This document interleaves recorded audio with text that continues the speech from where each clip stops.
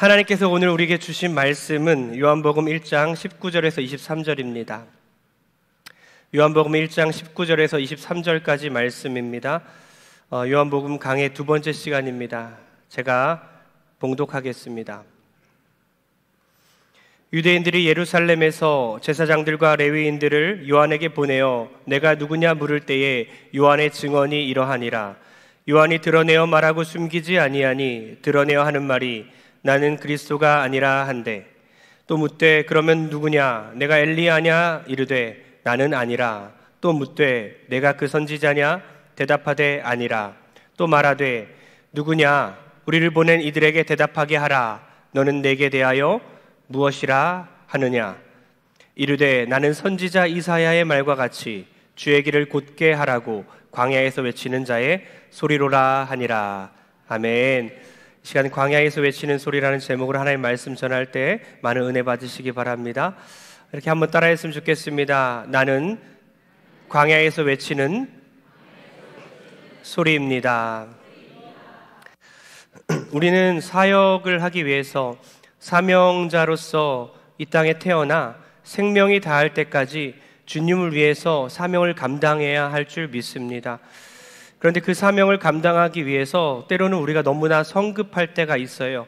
준비가 되지 않았음에도 불구하고 나는 다 준비가 됐다 생각하고 섣불리 사역에 뛰어들 때도 있다라는 것입니다. 그럴 때 낭패를 보게 되고 힘든 일을 겪게 되는데요. 모세가 그러했습니다. 모세는 애굽의 왕궁에서 왕자의 신분으로 준비되어 있었고, 그는 40살이 되었을 때 이제 다 준비됐다고 생각하여 하나님의 사명을 감당하려고 주먹을 불끈 쥐었죠. 그는 불타는 사명감을 가지고 주위를 둘러보고 있는데 이스라엘 백성을 핍박하는 군인을 발견하게 됩니다. 그 애굽 군인을 쳐서 죽이게 되죠. 그리고 모래 안에 감춰둡니다. 다음날 이스라엘 동포들끼리, 형제들끼리 싸움이 일어났습니다. 그것을 보고 또 다시 한번 사명감에 불타서 달려나가서 화해를 시키죠. 그때 그 이스라엘 백성들이 이렇게 말합니다. 누가 너를 우리 위에 재판장으로 세웠느냐? 그 애굽 병사처럼 우리를 또 죽이려느냐? 모세는 그 즉시 도망을 가서 40년 동안 광야 생활을 하며 도망자의 인생을 살아가게 됩니다. 성도님들, 사명은 내가 준비됐다고 하는 게 아닙니다. 내가 내 의지대로 내가 힘을 다해서 나의 때를 정하는 것이 아닙니다. 세례 요한은 반대로 30년 동안 아이 때부터 사역을 준비하였습니다.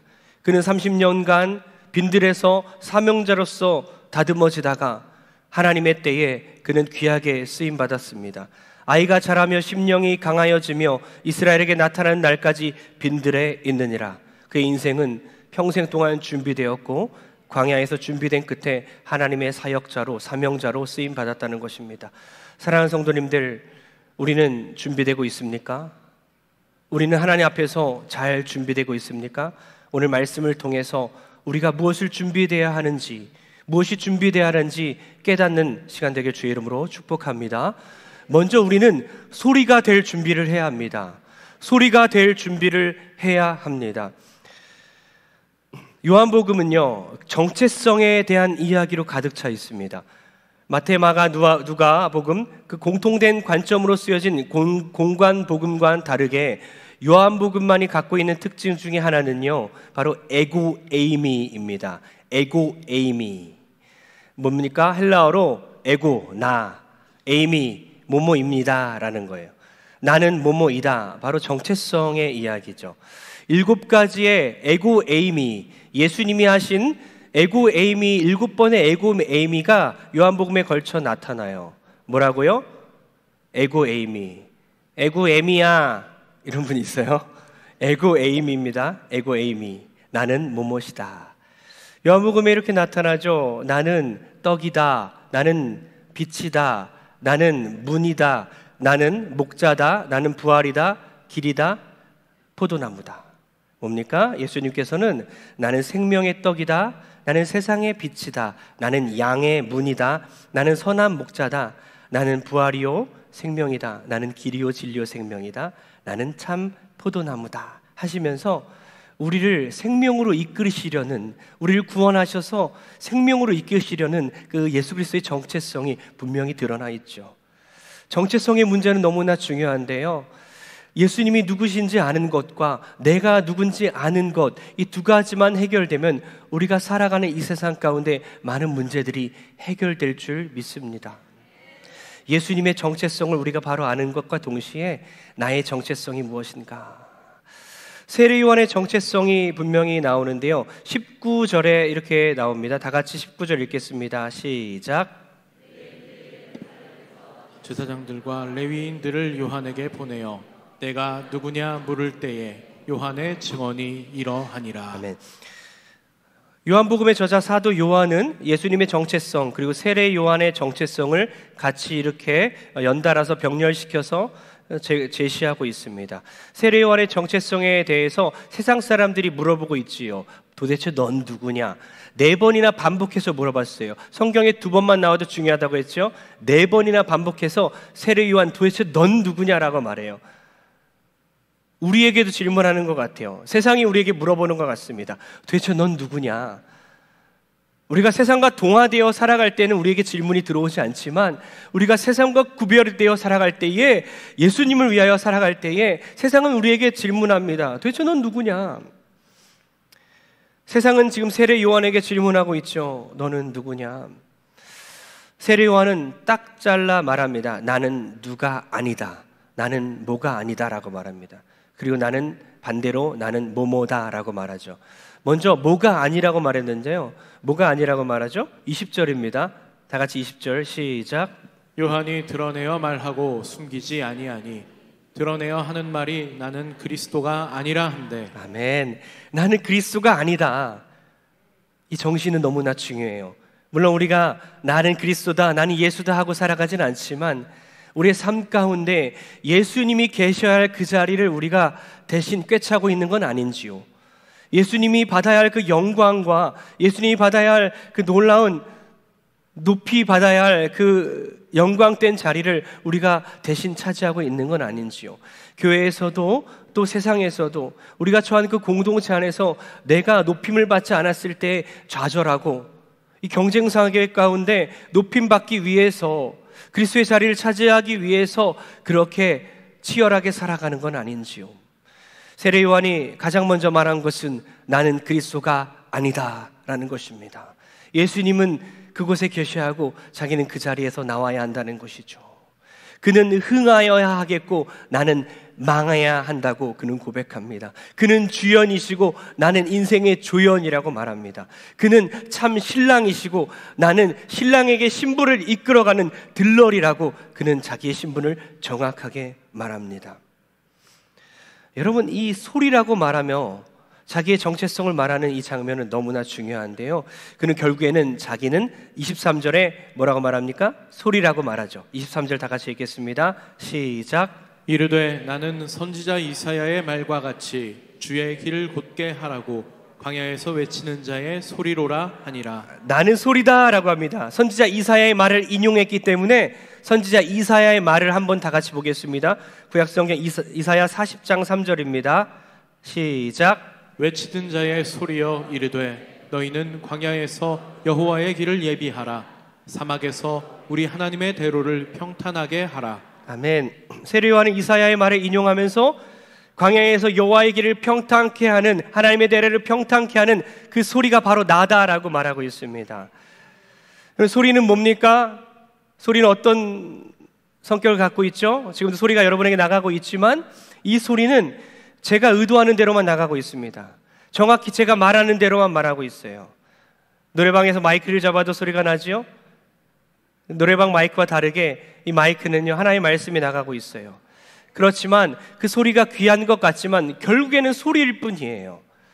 세례 요한은 자기의 정체성이 소리라고 말하는 것입니다. 나는 단지 소리다. 인격이 없어. 생명도 없어. 나는 나의 의지도 없어 라고 말하는 거예요. 인격체도 아니고 생명체도 아니고 나의 의지대로 살아가는 존재가 아니라 나는 단지 소리에 불과합니다 라고 자기 정체성을 그대로 말하고 있습니다. 여러분, 세례 요한은 정말 심플한 삶을 살았습니다.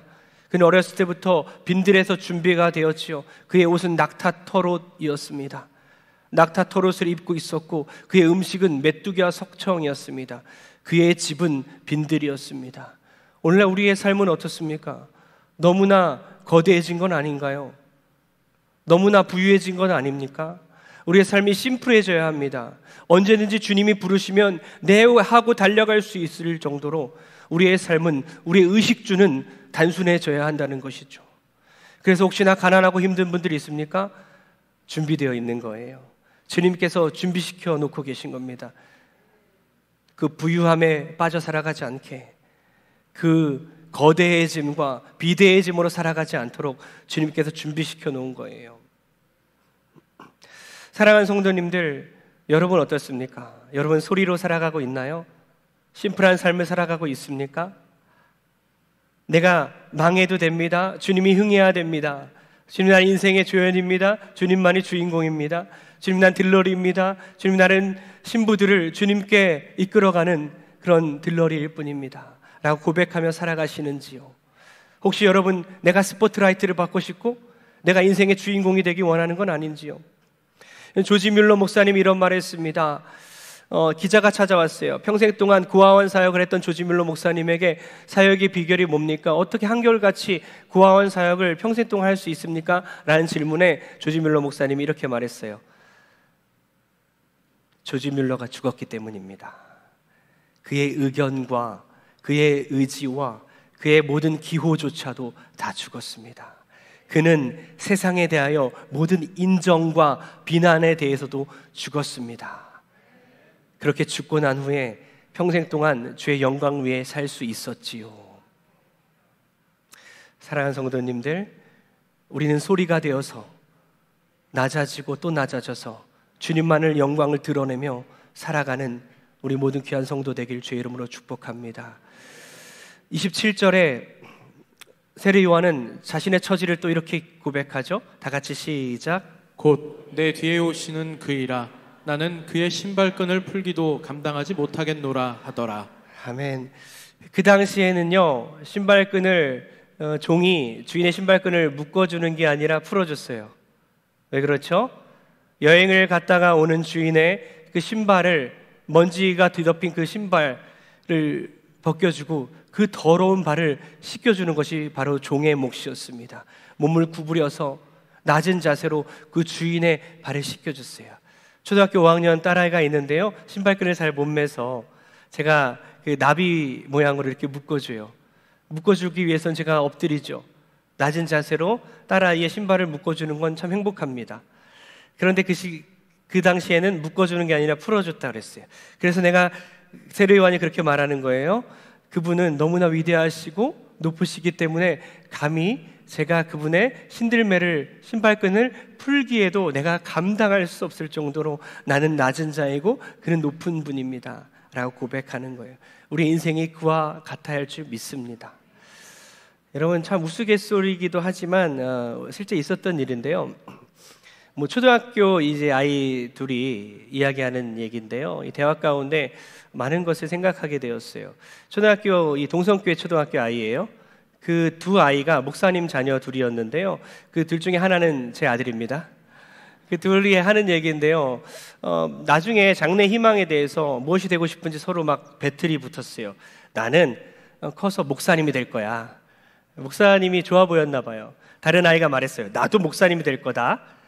그래? 그럼 나는 담임 목사님 될 거다. 다른 아이가 말해요. 그래? 나는 원로 목사님 될 거다. 네. 아이들이 아직은 몰라요. 이 길이 얼마나 어려운지. 그래서 지금 신학교에 신학생들이 다 없어지고 있지 않습니까?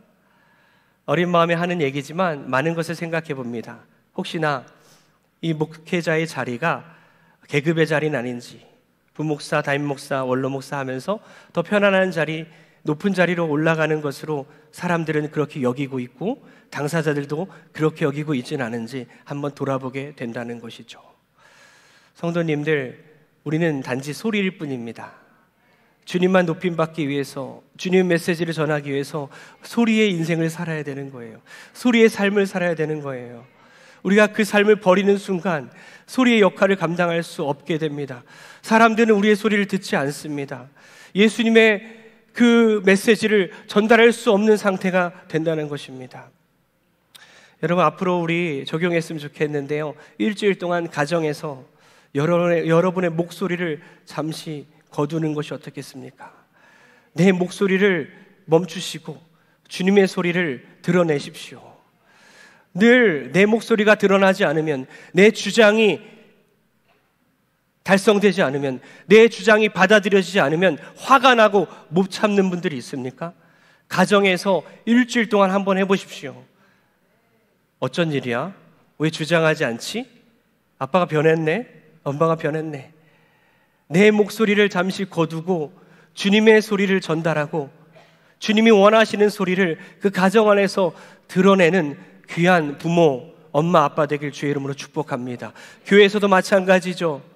내 목소리가 드러나지 않으면 화가 나고, 내 목소리를 드러나기 위해 평생 그 목적을 갖고 살아가는 성도가 아니라, 내 목소리는 사라져도 좋습니다.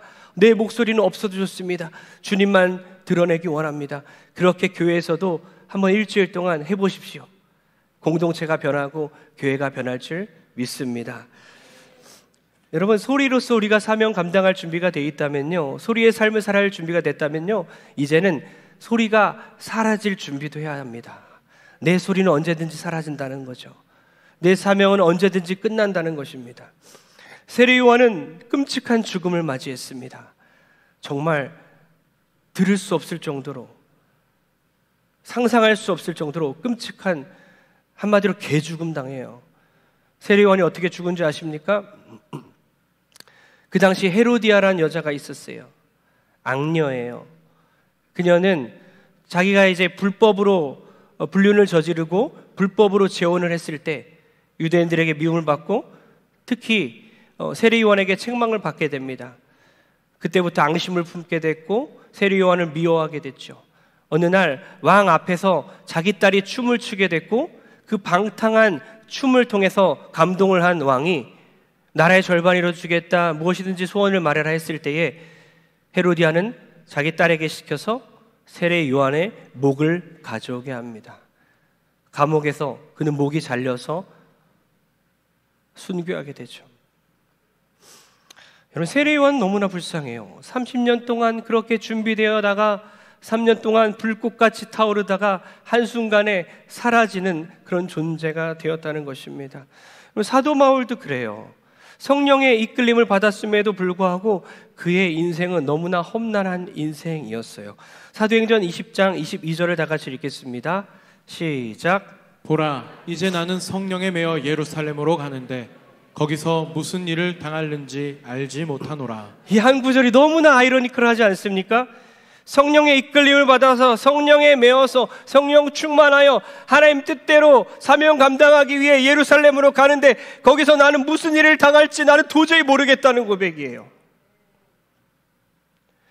하나님이 이끌어감에도 불구하고, 하나님의 인도하심을 받아 살아감에도 불구하고, 그리스도인임에도 불구하고, 평생 동안 주를 섬겼음에도 불구하고, 세상이 우리를 겁박하고 위협하고 고난당하고 핍박하고 그렇게 손해를 보는 인생을 살 수도 있다는 거예요. 건강이 나쁘고 고난을 당하고 어려운 일을 겪을지라도 성령이 우리를 이끌어갈 수 있다는 것입니다. 예수님 믿으면 뭐든지 잘 되고 뭐든지 다 해결되는 것이 아니라는 것입니다. 결국에 사도 바울의 결말이 어떻게 됩니까? 그 인생 가운데 어떤 일이 닥칩니까? 23장 12절과 13절을 연달아 읽겠습니다. 시작. 날이 새매 유대인들이 당을 지어 맹세하되 바울을 죽이기 전에는 먹지도 아니하고 마시지도 아니하겠다 하고, 이같이 동맹한 자가 40여 명이더라. 아멘. 바울을 죽이려고 하는 결사단이 있었다는 거예요. 사도 바울을 너무나 미워하는 사람들이 너무나 많았지만, 사도 바울을 죽이고 싶은 사람이 너무나 많았지만, 그 중에 40여 명은 특별하게 결의해서 사도 바울이 죽기 전까지 우리는 금식하겠다, 먹지도 않고 마시지도 않고 그가 죽을 때까지 우리는 그렇게 하겠다고 결심한 사람들이 40명이 넘었다는 겁니다.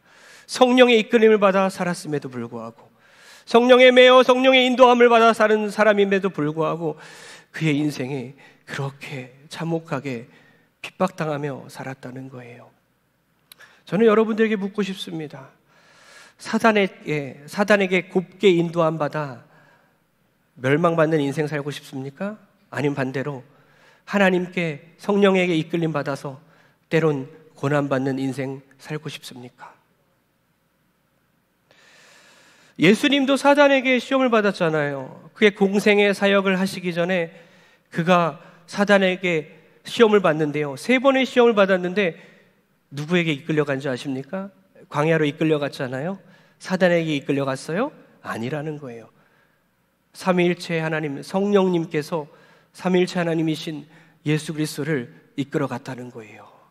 성령이 이끌어가지만 사단에게 시험받았던 것처럼 우리 인생이 때로는 하나님께 이끌려가지만 고난도 오게 될 줄 압니다.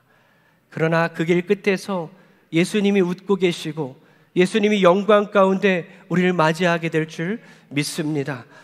코스모스란 단어, 이 세상이란 단어는요, 요한복음에 78번이나 쓰여집니다. 부정적인 이미지죠. 세상은 그렇게 위협적이고 사악하다는 것입니다. 세상은 예수님을 영접하지 않았고 세례 요한을 죽음으로 이끌어갔고 사도 바울도 겁박하였으며 오늘날 예수 그리스도를 위해 살아가고 있는 우리들도 겁박하고 있다는 것입니다. 그러나 세례 요한이 이렇게 말한 것처럼 보라, 세상 죄를 지고 가는 어린 양을 보라. 예수 그리스도는요, 우리 모든 죄를 짊어지고 십자가에 달려 돌아가셨습니다. 그는 패배한 것 같았습니다. 그는 물과 피를 다 흘리셨고 그는 죽으셨어요. 3일 동안 정막이 흘렀습니다. 사단이 지배하는 것 같았습니다. 그러나 예수님은 십자가에서 부활하셨고 사망 권세 이기셨습니다. 그 주님께서 고난 가운데 살아가고 있는 우리, 소리의 삶을 자처해서 살아가고 소리의 사명을 감당하다가 고난을 겪고 있는 우리 인생 가운데 찾아와 주시고 우리를 영광 가운데 이끌어 가실 줄 믿습니다. 그 주님 바라보면서 가정 가운데, 이웃 가운데, 교회 가운데 소리의 사명 감당하는 저 여러분들에게 주의 이름으로 축복합니다. 다 같이 기도합니다. 기도할 때 하나님, 소리의 삶을 살아가기로 이 시간 다짐합니다. 소리의 사명 감당하기로 결단합니다.